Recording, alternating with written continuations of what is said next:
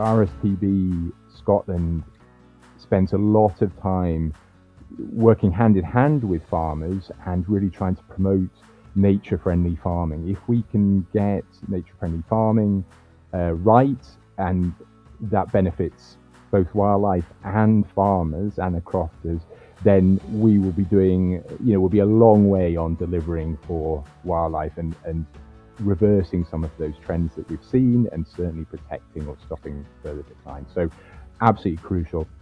And there are lots of examples where farmers and crofters have really been champions for nature. Species like lapwing, curlew, redshank and snipe have long been part of the Scottish farming landscape. Their calls and displays are synonymous with springtime on farms and crofts across the country, but yet many species have experienced significant declines over recent decades. Today we're discussing what's driving these changes, what practical management can help reverse them, and how current funding schemes can support farmers and crofters who want to make space for nature. Today I'm delighted to be joined by Toby Wilson from RSPB Scotland. Toby, before we get kicked off with the main body of the discussion today, can we just get an introduction into who you are and what your role is within RSPB Scotland and the kind of things that you do on the day-to-day? Yeah, thanks, Alex. So, yes, my name's Toby Wilson. I'm a senior conservation officer with RSPB. I have lucky enough to have a wide-ranging role within RSPB. It's geographically based, so I cover Scotland's central belt. And within that, my role involves everything ranging from responding to planning applications. RSPB often responds to big major casework coming through, big developments that might have an impact on protected sites and species. I manage a people engagement team. It's obviously, we're really keen on engaging people with nature, showing people the importance of nature throughout, and in doing so, kind of empowering them and giving them a will to protect it. And I suppose particularly, related to the work you and I have been involved in, Alex, I do some of our work with partners and working on kind of projects, major projects, and kind of conservation advice that kind of comes with that. And that has obviously a kind of farming element to it. So here, Toby, on Thrill of the Hill, we primarily discuss the hot topics that are impacting the farmed upland environment, but I take a kind of very relaxed stance on what is classed as the farmed upland environment. So obviously, you're based at the Skinflats Nature Reserve, working with RSPB, and that will seem almost sea level, in some cases. I'm sure it's below sea level. But what's your view on how agricultural landscapes fit into the wider kind of wildlife conservation story in Scotland? Yeah, well, clearly, I mean, agriculture, because we live, the UK has very, very few, almost none, naturally wild landscape, and pretty much all our habitats have been affected in one way or another by farming and by kind of humans. What we do in our farm landscape is absolutely critical to our wildlife and nature conservation, how we manage it, the agricultural processes that we're involved in, the agricultural changes that we've seen over, they at all levels, and I would say that's, as you say, from the kind of sea level rise, the very lowland grasslands, all the way up to the kind of high montane, which sheep graze, sheep walk. So yeah, critical. Everything the conservation, the conservation we do in Scotland is so linked to farming and agriculture. And so on that, some of our listeners might have the perception that farming and conservation can often be in conflict or have opposing interests. In your experience, how important are farmers and crofters to delivering these nature conservation outcomes that we're so keen to see? Well, to answer the first question, I suppose, or the first point, yes, absolutely. Changes in agriculture, I think one shouldn't shy away from saying that changes in agriculture have impacted on Scotland's wildlife very significantly. The wildlife we see, kind of just post-war is very different to what we see now, and A lot of that's been driven by changes in agriculture and forestry to an extent, but certainly land management. And then, again, I think one shouldn't shy away from the fact that some of the declines in our species have been driven by agriculture and intensification. Having said that, to move on to your second point, because, as we said, farming and agriculture is so critical to our wildlife, farmers and crofters are also critical to how we protect and drive its recovery as well. Um, RSPB Scotland spends a lot of time working hand in hand with farmers and really trying to promote nature friendly farming. If we can get nature friendly farming right, and that benefits both wildlife and farmers and the crofters, then we will be doing, we'll be a long way on delivering for wildlife and reversing some of those trends that we've seen and certainly protecting or stopping further decline. So, absolutely crucial. And there are lots of examples where farmers and crofters have really been champions for nature, and have taken their role as custodians very seriously. And we need to kind of ensure that they are both celebrated but also recognized. And with that recognition, there needs to be financial recognition as well. And Toby, just on that recognition, I mean, recently you and I were both involved in the Farm Advisory Services Farm Wildlife Walks programme at Skinflats. Can we just get some reflection on how you felt the day went, what your kind of expectations were going into it, and how we got on? Yes. So just a recap. This was, what the subjects we were covering were what we see as kind of sustainable coastal management. We were looking at how things like climate change, sea level rise are affecting our coastlines, and some of the agriculture that sits defended sometimes by very informal embankments, and how conservationists need to work with landowners, and farmers and crofters to yes, adapt to a kind of changing climate, and ensure that we get the best outcomes for both, as I say, kind of wildlife and nature. In terms of the day itself, it was really exciting to see the enthusiasm and the recognition of this. I think everyone who joined us on the visits kind of understood the points we were making about, sometimes the do nothing isn't the best outcome. We can't just pretend things aren't happening. We can't pretend climate change isn't happening and just stick our fingers in the ears. And I think the fact that everyone was out, came along and was enthused. And I think for me, what was so crucial is the opportunity to show people things on the ground. It's one thing we can sit in a lecture theatre and talk to them, and or people can read papers or farming magazines, but actually getting people out on site, and seeing what's happening and have an opportunity to ask questions, and speak to other people on these farm visits is really crucial. And I think that's how we see change, really. That's how we drive change, and exchange of ideas, and we as conservationists need to learn from farmers and crofters, people, land managers as well. So we need to get that feedback. We potentially nature conservationists have how we might do it for nature, but we have to work hand in hand with farmers. And I think farm wildlife walks are really good for getting that two-way dialogue and avoiding the people working in silos and any antagonism. And I think so breaching that's really crucial. For me, meetings like that, yes, it's important that people come and they hear from yourself and they hear a little bit from me, but it's as much about getting people together in a group and Yeah. getting them to talk to one another. Yeah, I think that's right, and it's one thing, and I think that helps with that level of trust. That it's one thing, again, RSPB can say it, but actually, if it's backed up by almost peer groups where another farmer or another landowner agrees or can show how they are interested, or how it's affecting them, I think that really helps in building a kind of consensus. And Toby, for those who weren't able to make it on the day, Can you just tell us a little bit about the Forth Estuary and the kind of habitats that you're managing at Skinflats? Yes, of course. So the Forth Estuary, it's a huge estuary. We've got, we have the Solway, and then the Forth Estuary is probably our second largest estuary.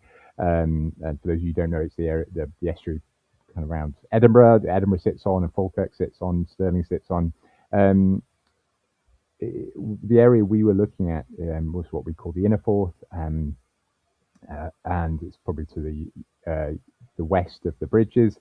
Um, from a nature conservation perspective, the real, I suppose, the perhaps you might say the priority habitats are estuarine habitats, and these are mudflats, salt marsh, saline lagoons, and they are incredibly important, internationally important for hosting passage and what we call passage and wintering wader birds, and these are birds like oyster catchers, lapwing, shelduck that join us, that we're lucky enough to have arriving in August and September.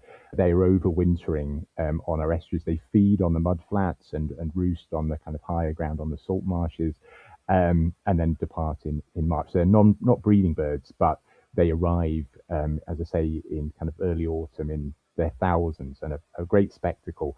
I said it's internationally important, so the Firth of Forth is designated as what we call a special protection area. That's an international designation. So, absolutely vital, and recognition, and it's underpinned by people might know the SSSI, Site of Special Scientific Interest. There's lots of issues, that's affecting the Forth. Like many of our habitats, they're under pressure, and sea level rise, potentially increasing storm surges can affect our intertidal habitats. We see an increasing issue of disturbance, of recreational disturbance. For example, dogs on leads flushing large numbers of birds, and people might think, well, it's just the dogs playing. But if that's happening repeatedly through a day, you can actually see some areas being completely abandoned, and this is kind of crucial feeding habitat for our birds. It gives them the fuel that they can then migrate back to their breeding grounds and breed successfully, so they really need it. So recreational disturbance is a kind of increasing pressure on this. And we also see, again, pressure from developments. So new developments along the coast can actually take up land, take up intertidal habitats, so we're losing it. Or they can cause this, again, disturbance to these really crucial areas for birds. And I mentioned birds, or RSPBs, obviously kind of bird focused in some respects, but it's across habitats and other species as well. Now, in terms of that's the kind of importance of it. There's lots of things we're looking at to try and address some of these issues. And again, that was what we were talking about at the farmland walk. One of these is an approach called managed realignment, which is back on the Forth, back in the 17, 18, and 1900s. There was quite huge areas of land were claimed from the Forth, initially for agriculture. So essentially, it was creating new farmland, and then there were new embankments put in place. In the later part of the 1800s and early 1900s, there was land reclamation for industrial usage as well. And what that led to was really a loss of these really crucial, important feeding habitats and kind of intertidal habitats. Managed realignment seeks to turn back the clock a bit in areas where, and I have to stress this very clearly, where it's appropriate. We have been looking at potentially breaking those seawalls and allowing the Forth to reclaim and some agricultural land, and as I say, address some of that habitat loss. What we also, it's very important to stress, this is not just catastrophically flooding areas. This is not just smashing a hole through an embankment and allowing it to flood all the area behind this. This is done in a very managed way, hence the name managed realignment. Often secondary defences put in place, so that these are behind the new setback area. There are new and often better defences, so that the water comes in but is contained and doesn't just start kind of flooding everywhere. So that was what we were talking about, the farmland walk, and I hope a lot of people there found it interesting and were enthused, and potentially started thinking about whether this was something they could take away themselves. And Toby, just on that point, I mean, what is it that this coastal merse, this marshland, what is it that it has in terms of habitat value that wading birds couldn't necessarily get out of a permanent grassland field in an agricultural setting? Yeah, that's a really good point. So wet grassland, as we know, is a very important habitat for breeding wading birds, birds like oystercatcher, lapwing, redshank. So it has a real value in itself. Um, and absolutely kind of correctly managed wet grassland can also benefit our wintering birds as well. Often they come, particularly at high tides when the mudflats are covered, you'll sometimes see birds like curlew coming in and feeding on damp fields and feeding from earthworms. But what's really crucial about the kind of mudflat merce habitat is it provides an extremely rich source of food. So in amongst the mud that never looks particularly appealing, and certainly isn't appealing if you get your stuck in it in your wellies, is a very dense kind of soup of invertebrates. And that's what the birds are feeding on, and this provides that really crucial fuel for the wading birds that we're talking about. So as I say, a managed grassland is can be important, but it doesn't have that really rich, fertile feeding ground that our mudflats and the salt marshes do. And what's important, again, in terms of thinking about our coast for wildlife is, as with often these things, it's not in isolation. You need the dense mudflat, so that's the kind of absolutely refueling service center for the birds.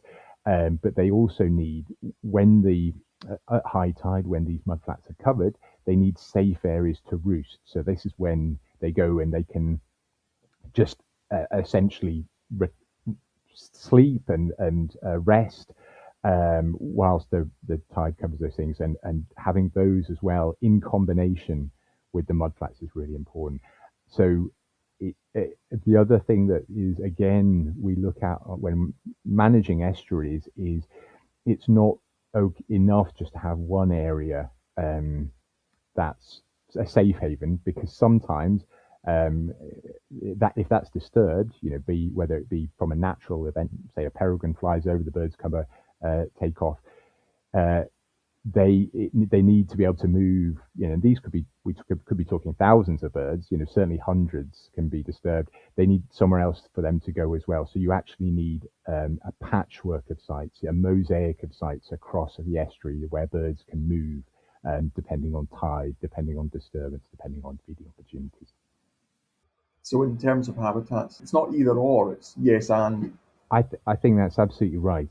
I mean, obviously a very intensively managed, let's say, grass and field, can lose some of that value. Things like compaction can impact on its value as a kind of feeding habitat for some of these birds. The invertebrate densities tend to be lower, and it's harder for them to access it. But a well-managed agricultural field that can promote a dense invertebrate community in the soil can be very important. So yes, absolutely, that kind of supporting network, with thinking about the kind of mudflats as the absolute kind of top feeding area, and that's the kind of pinnacle of it. And then they have this kind of supporting mosaic of habitats around it. And Toby, just thinking about the wider picture in Scotland, then, I mean, this will be the third, I think, wader podcast that we've had in the podcast as a whole. What is the state of waders in Scotland right now? I mean, thinking about some of our national priority species, lapwing, curlew, redshank, snipe, oystercatcher, is the outlook positive? Really sadly, no. Again, as you'd have probably picked up in previous podcasts, what we might consider our farm and wader numbers are crashing. And it's many of your listeners will have seen that on their farms and crofts, that numbers they just see fewer birds.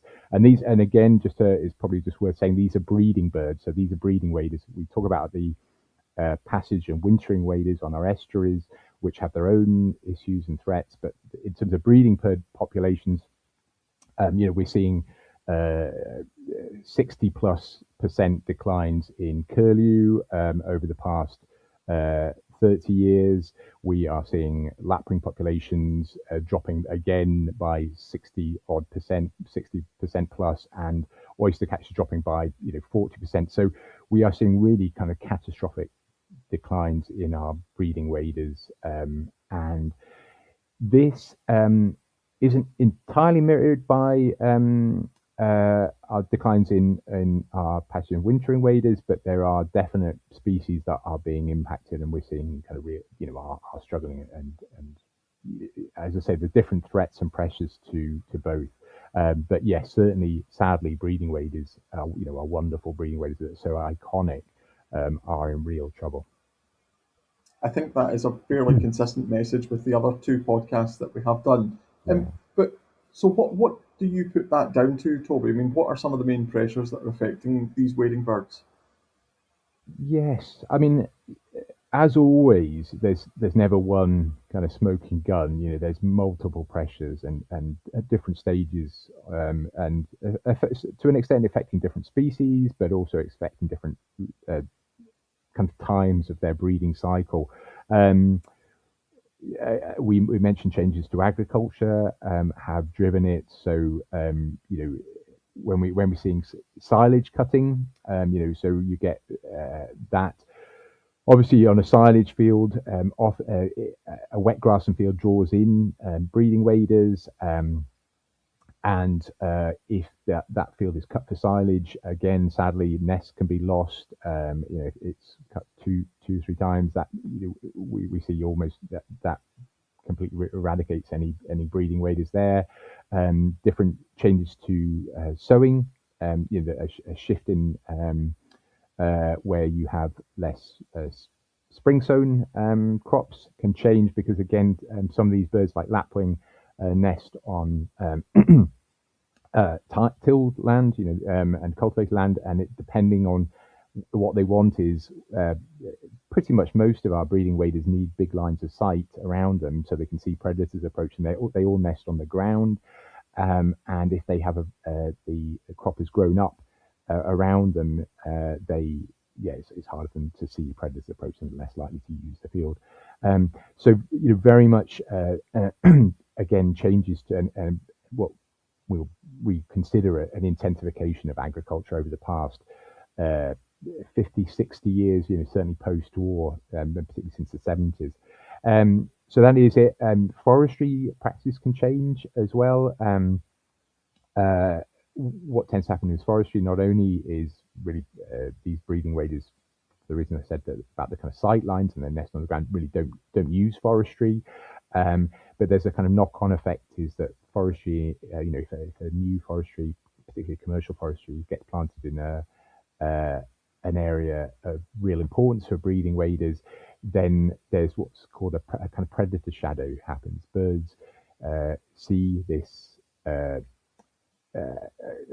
thing on the landscape, seeing a forestry on the landscape, and they have they instinctively move away from it because they see that this could potentially be a source of predators that would come out and then predate on the adult birds, but particularly on their nests and chicks as well. So again, forestry can have a really significant impact on the landscape. There are things like climate change, heavier rainfall can affect chicks. Like us all, no one wants to get soaked to the bone regularly in downpours, and if chicks get wet, they can't dry off, and obviously they can get hypothermic, and the same with eggs. Disturbance again, particularly at our coastal sites. Again, I mentioned recreational disturbance, so dog walkers, and it's really important, that I think particularly dog walkers, and I speak to as having a beautiful cocker spaniel myself, so as a dog walker, but that being responsible dog walking is really important, and generally a responsible user of the countryside when you're recreational. I mentioned predation is something that's is absolutely an issue, and you can sometimes, particularly in fragmented habitats, where we in the UK have a a very high density of what we call mesopredators like foxes, and they uh, do heavily predate ground nesting breeding waders, and predation has an impact on it. All of these things are linked. The number of predators is linked to the landscape, is linked to how we use, agricultural usage is linked to land usage as well. Obviously, forestry has an effect on agriculture. So it isn't that there's just this one uh, issue. It's a kind of multi-factor.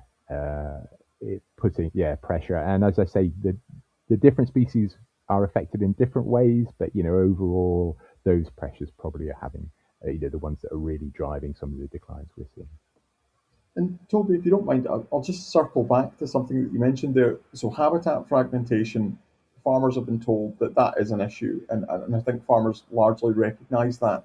But if I'm a farmer looking at my options for habitat connectivity, I quite often hear people talk about shelter belts and hedges, Yeah. and listening to you, that might not work or might not be beneficial for ground nesting wading birds. What kind of habitat connectivity or what actions could farmers take to improve habitat connectivity for wading birds? Yeah, I think that's a really good point, and I think it's absolutely one has to be careful to say things like hedgerows and woodland and forestry is a bad thing. Our hedgerows are incredibly important habitat for our farmland birds. Our farmland, what we call farmer passerines like linnet and yellow hammer, people will be well aware of. And that connectivity you talk about is very important, and that also includes woodland as well.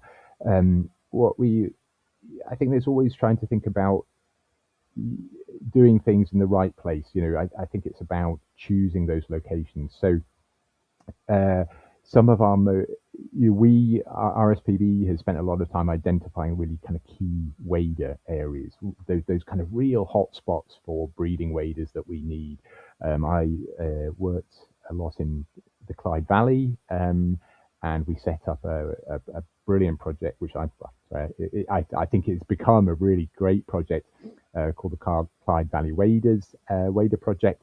Um, and what that was there was we knew that this was an area where there were still really good populations of breeding waders, and in that landscape, whilst hedgerows and new native woodland might be brilliant for wildlife elsewhere, because this landscape was so good for the breeding waders, what we were trying to do is say, please, that's great. Hedgerows and woodland absolutely have their place in the landscape, but in this landscape, what we want to do is try and maintain these really open landscapes, keep our wetlands, keep these wonderful scrapes, manage the land, and I'll come on to perhaps talk about some of the options or the agricultural practices, manage the land to do those. And wader conservation, like a lot of things, works best at a landscape scale, but particularly for waders that they like these big open areas, and that really draws them in. So I think as often with the way it's about kind of doing the right intervention in the right location, and instead of kind of connecting it for a woodland, can be brilliant, or connecting up woodlands or connecting up hedgerows, in a landscape like this where a real driver, it's really a kind of a kind of key area for breeding waders. What we want to do is connect up the landscape by providing these wet grasslands, these kind of brassica fields, these little kind of damp areas that are good for our waders. And Toby, when I kicked off this section of the conversation, I asked you, is the outlook positive? And it sounds like there are some real challenges out there. But is there anything that you've seen recently that gives you hope? Is there any kind of case studies or any kind of practices that you think are particularly impactful? I mean, Yeah, you mentioned the Clyde Valley waders there. yeah. Maybe that's the I, answer. I think that's it. So there are a couple of things I'll pick out of the Clyde Valley Wader thing that really give me hope is firstly, when we started, it was kind of, we got in touch with And it was a lot of door knocking. I think, again, going back to your sense of why wildlife walks, is that face to face meetings are so important between people working in nature conservation, farmers, and getting to know them, and working in the long term as well, that kind of real commitment to it. What gave me hope was all the farmers we spoke to cared. They really cared about it. So, they did notice, of course. They know their farms a lot better than we did. They knew they'd seen the declines in peewits and curlew and redshank, and were saddened by them. So, and tried and were keen within the constraints of being business, running a farm and business, were keen to do something as well. So that gives me hope that farmers care, and they know, they're not blind to this. What came after, again, time, and we had real kind of farmer champions within the area, which I was delighted at, kind of real kind of nature-friendly farming champions, was that they spoke, they are much better advocates. Farmers and landowners, crofters, are much better advocates for nature-friendly farming than conservationists are. They spoke to each other. So this bloomed and blossomed, or however once the sky splashed across the landscape, and that you had farmers speaking to other farmers and say, well, I'm doing this, or I'm this, I've gone into this scheme that's beneficial for this. And then gradually it brought in other farmers, and it became a really kind of landscape wide project. And that's what we need we need it at that scale to be able to kind of address some of the declines that we've seen. So that really is it. And I think in the great project, there's the Working for Waders project that we've, RSPB runs in conjunction with different partners. At some point, we could perhaps go on to the Orkney Native Wildlife Project, which is working at stoat eradication in Orkney, which will benefit our breeding waders by removing this kind of invasive species. Another thing that I think is really important is trying to build our understanding of the declines as well, and getting that the financial packages, the agri-environment packages right for farmers and for breeding waders as well. So what we don't want to be doing across conservationists or farmers is paying people to do something intentionally for to benefit breeding waders that doesn't. No one wants that. You don't want to have one of the options that isn't really delivering. And what we've done in the Clyde Valley and with RSPB's brilliant researchers and friends at organisations like the BTO and the SOC is look at, really test whether these agri-environment options for breeding waders are working, and tweak them, and consistently kind of keep ground truthing that, and ensuring that, as I say, it works within the farming systems, but it is delivering for waders as well. So that, again, if we can get the right package, I think it could be a sign. We could be hopeful as well. So I think that's it. That's what gives me hope is that farmers care, and if they're given the right incentives and tools to help, they really will try to do so. Toby, when you and I first got involved with one another, it was in relation to the Scottish Government and Nature Scots Nature Restoration Fund. Do you want to take an opportunity just to talk a little bit about your involvement with NRF and some of the work that you've been involved with? I mean, the managed realignment, for example, that we've previously talked about. Yeah, no, thanks, Alex. I mean, NRF has been a really brilliant scheme, really important for funding some amazing projects across Scotland. As you say, funded by Scottish Government, managed by Nature Scot. For those of you who aren't aware of it, this is a very much a wildlife and nature conservation focused fund that funds projects to deliver purely for nature conservation, which is really, really important. One of the good things about it funds what's called a development phase, and that enables, you have an idea for a project, but actually, as we all know, anyone who's kind of been involved, even contract work, it's not just paying for the stuff on the ground. Often there's costs before that. So there's things like design costs, licenses. So the NRF will fund that. And then there's a delivery phase, which actually kind of almost pays that, or not quite diggers on the ground, but that kind of thing. RSPB has been lucky enough to have delivered a number of projects, and I've been involved in a number of NRF funded projects. And as I say, it's a really brilliant fund. We delivered one in. We have a fantastic reserve called Barron's Hall, which is just next to Motherwell on the banks of the Clyde, and this was about realigning an embankment that was being eroded. And what we did was we essentially breached it in a kind of controlled way and allowed it to turn the Haw into a more natural floodplain, which was fantastic, a really exciting project. And again, brilliant to have the NRF fund for that. We used NRF to fund work called North Glasgow Greener Futures, which was an urban nature conservation project, which I was lucky enough to be involved in Glasgow, and that was brilliant.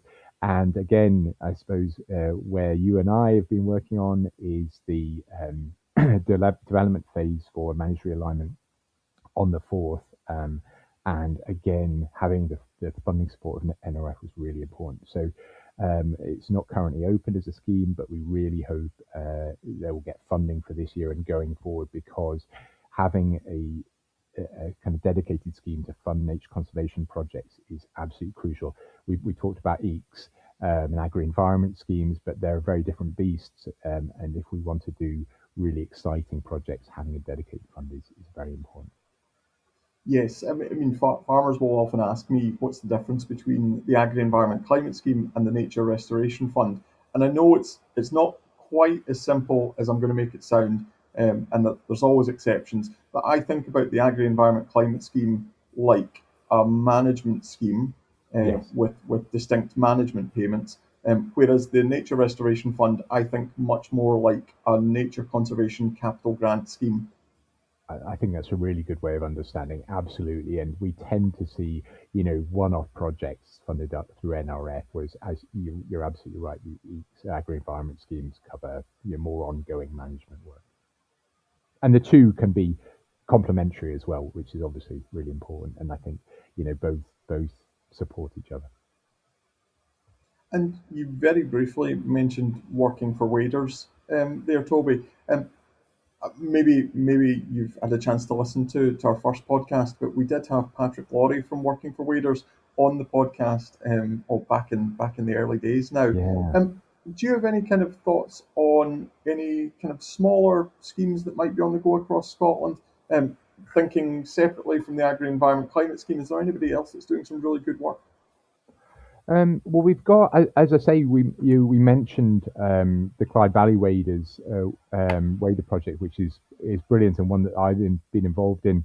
There are lots. There's Cairngorms Connect, which there's a lot of work in the Cairngorms National Park, looking at breeding waders there. So lots of work. And again, what's really important about all these schemes is it's a mix of it's a partnership projects. You have the national park, you have organisations like the RSPB kind of conservation side, but absolutely critically is the kind of landowners and farmers being brought into that. So Cairngorms Connect, we have RSPB's doing some work with brilliant work in the Loch Lomond and Trossach National Park. And again, this will be some of our kind of upland wading birds as well. And then, there are brilliant work on our estuaries. Again, we started off at the beginning of the talking about the Forth, but along some of our coasts, and again, this isn't for our breeding waders, this is for our passage and wintering wading birds. And RSPB is involved in a great project called Climate Forth, where that's on the Forth estuary, and that is working with a range of partners, including local authorities, Nature Scot, to look at how we can kind of sustainably adapt to kind of climate change on our estuaries.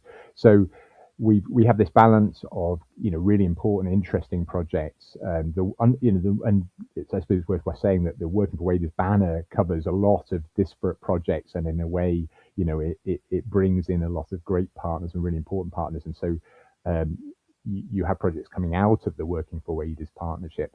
Um, but yes, as I say, kind of climate forth, that we do work on the Solway coast and around the UK for our kind of passage and wintering waders as well. I mentioned earlier the Orkney Native Wildlife Project. That's in a way quite specific, but one thing we haven't touched on is invasive species, which can be a real threat to all our the UK's wildlife as a whole. It's one of the major, along with kind of habitat change and climate impacts. Invasive species are one of the biggest threats to wildlife across the globe. In Orkney, the issue is stoats, so invasive stoats. These were brought across by humans, and they have a huge impact.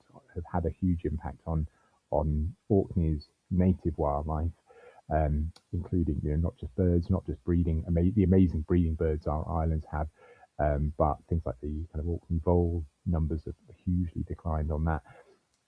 And so this is an eradication program, and this will benefit a range of breeding species, including, as I say, breeding waders, which, as many as people will know, Scotland's islands are a real stronghold for. So they are absolutely crucial in ensuring that our islands remain free of particularly non-native predators is really important.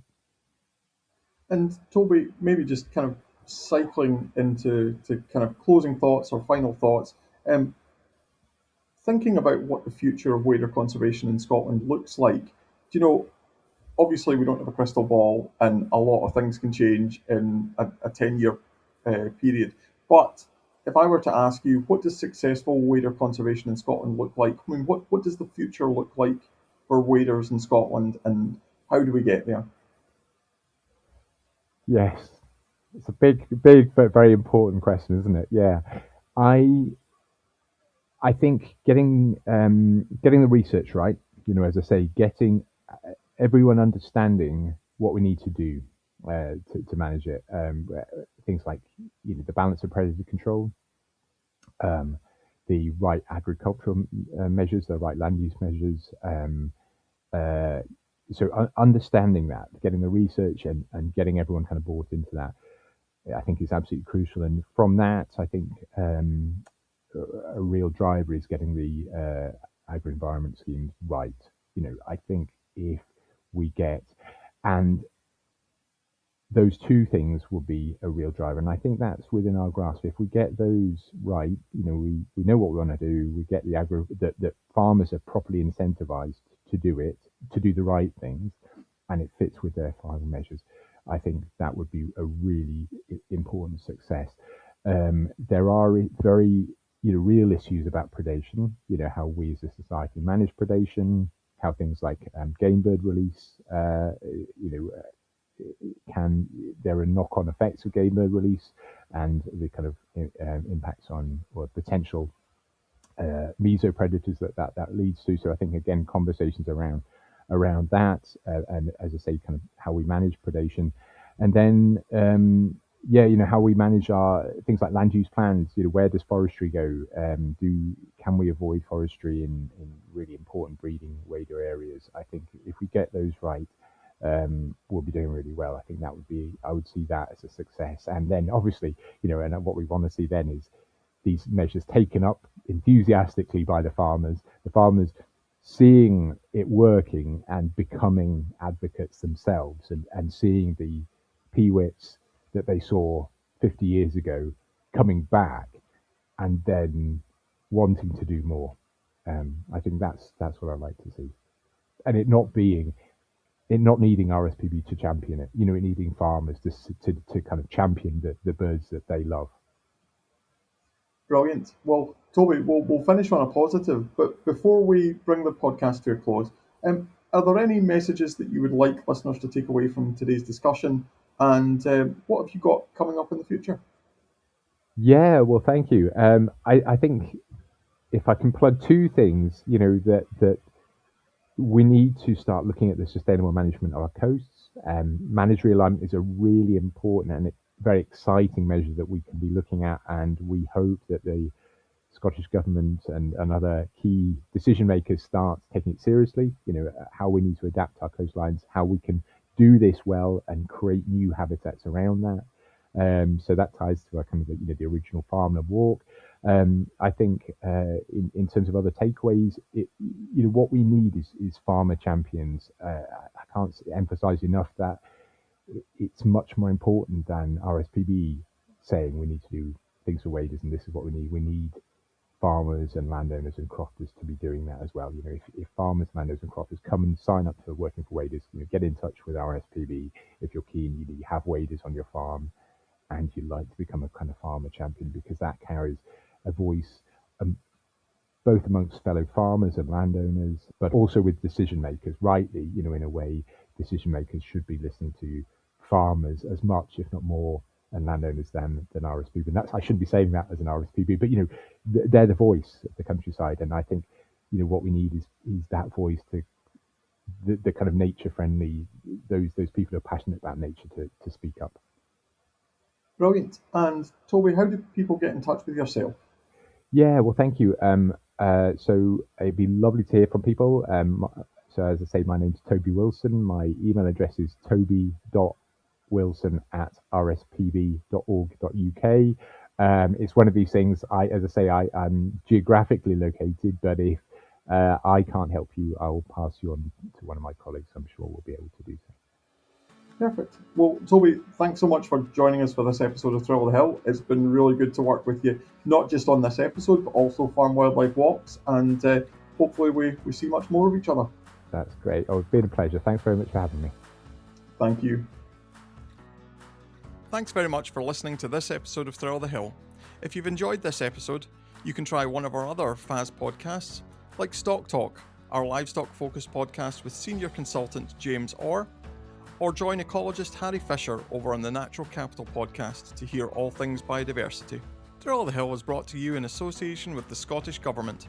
Executive producers Kirsten Blackwood and Kerry Hammond, producer Heather Stewart, editor Kieran Sims, and presented by me, Alex Perry.